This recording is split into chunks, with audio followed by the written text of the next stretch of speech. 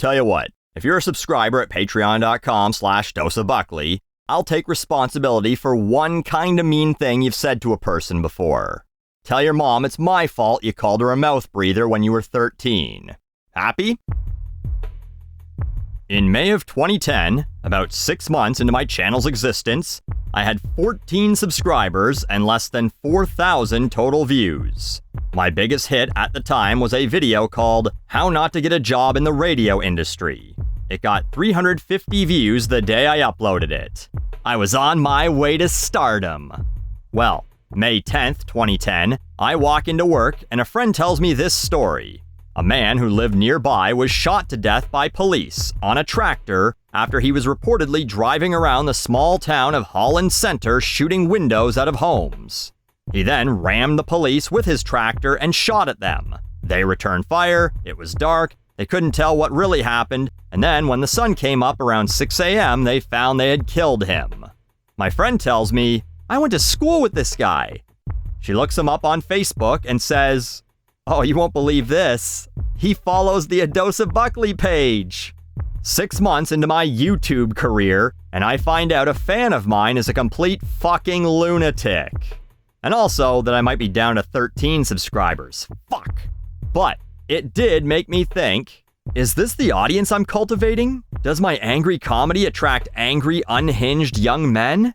And if so, am I responsible for making them worse?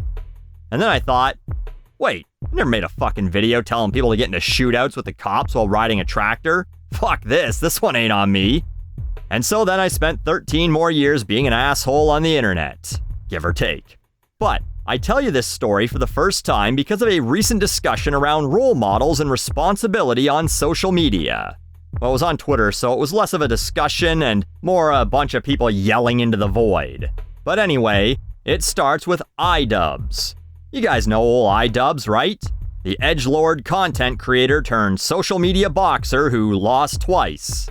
He's now decided to go on his "My audience was awful and I'm sorry for my part in that" apology tour.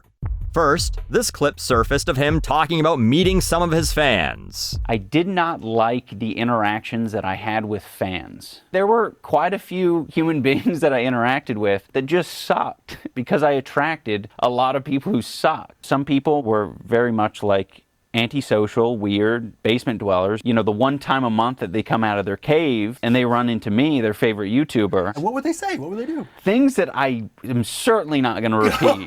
I'm talking bad words. Words that we only say by describing the first letter? Yeah, exactly. Man, what a powerful way of putting it. He's of course referencing the fact that one time he made a video in which he took offense to a woman by the name of Tana Mongu, I don't know, calling him out for using the N-word in his videos.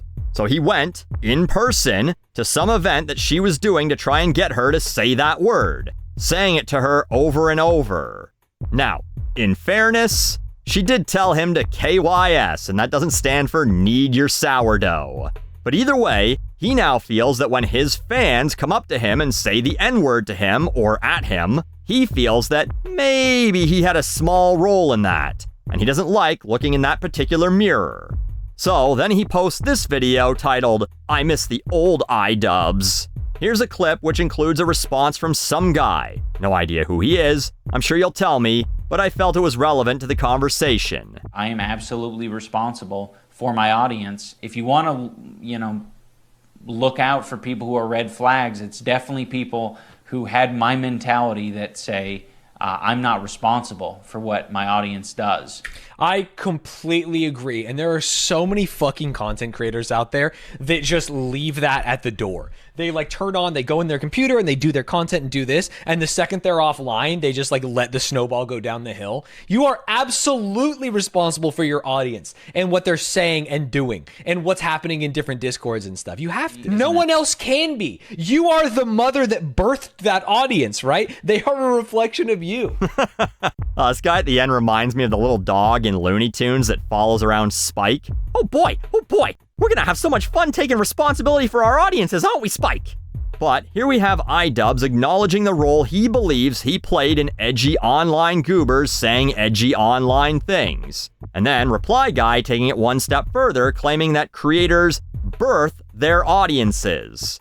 You all came out of my slop shop, apparently. Now, there are things I'm going to agree with and disagree with from pretty much every take on this.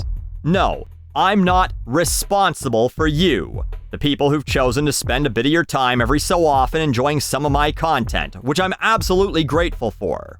At the same time, there is a reason that, when I do a feature like Scumbags of the Internet, I put that disclaimer to remind you that we mock and we move on. We do not harass, we do not brigade. Because I know some people suck. I have never and would never weaponize my audience. I didn't do it when I had hundreds of thousands of viewers. I don't do it now that I have tens of thousands of viewers. I won't do it when I inevitably only have a few thousand viewers. I've deleted comments when people try to dox someone. I've shut the comments off completely on videos where people couldn't follow that rule.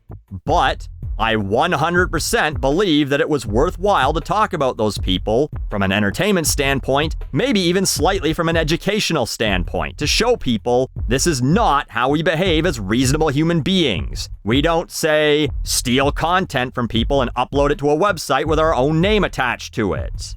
So, am I responsible for the one goofball who won't listen to me and goes and tries to harass that person? No. Just like I'm not responsible for that guy in 2010 who went and played Grand Theft Auto Stardew Valley Edition with the cops. That being said, I don't agree with this either. You birthed that community. LMAO. Streamers are street performers, and their viewers are just the people who stop to watch for a bit. They aren't world leaders. They're kids with a computer and a decent internet connection at home.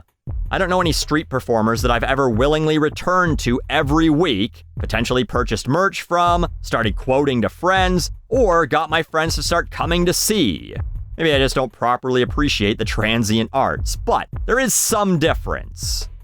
All entertainers, movie stars, pop stars, and yes, even YouTube stars, as much as they may not want to be, as much as I absolutely don't want to be, can be role models. I've talked about this before. I don't think anyone should look up to any entertainer and try and emulate them or go, I'm going to adopt every single bit of their morals and ethics as my own. A real role model in your life failed you if you got to that point, and that sucks for you. I'm sorry you never had a coach, a teacher, a parent, or someone real in your life to help guide you and to tell you you're your own fucking person. Instead, you became iDubbbz, or apparently, Shoe0nHead. I don't really know much about this woman, but she's described as a vlogger whose politics are center-left, but she spent a lot of years making fun of SJWs while also making fun of conservatives, MGTOWs, and incels.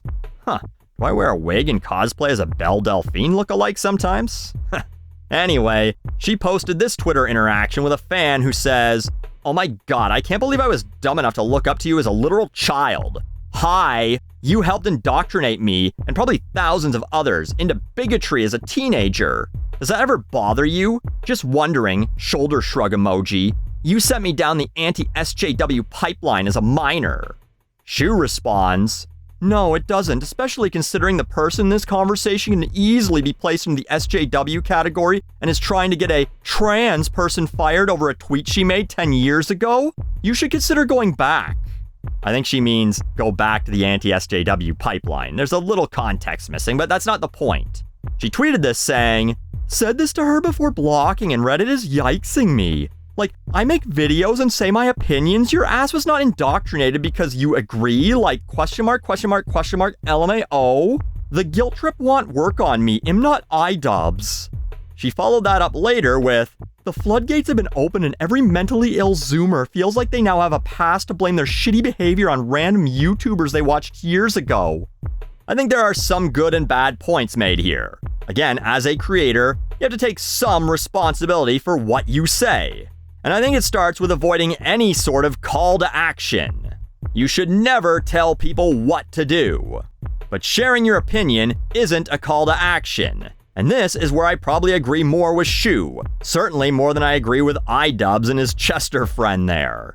You can't blame other people for your behavior. You need to take responsibility for yourself. Most of these people weren't indoctrinated. They found something that played to their biases, that let them feel validated. But they already were a certain way. They weren't sent down a pipeline. They were already sticking their head in there. There's no Matt Walsh followers who are truly pro-trans, pro-LGBT community who go, "Ah, you know what? I saw What is a Woman, and I completely changed my mind." And if you did, you're a weak-minded idiot who could easily be swayed back the other way by someone on the other side with the same slimy charisma as a used car salesman. And man, I'm a Canadian. I should be the king of apologies. But there's no way I'm ever gonna say sorry for what individual members of my audience do or say because they watched a video of me, say, making fun of pop music and their takeaway was, "Yeah, women are dumb bitches." If you are like that, though, I will apologize for one thing. Sorry you grew up near a gas leak.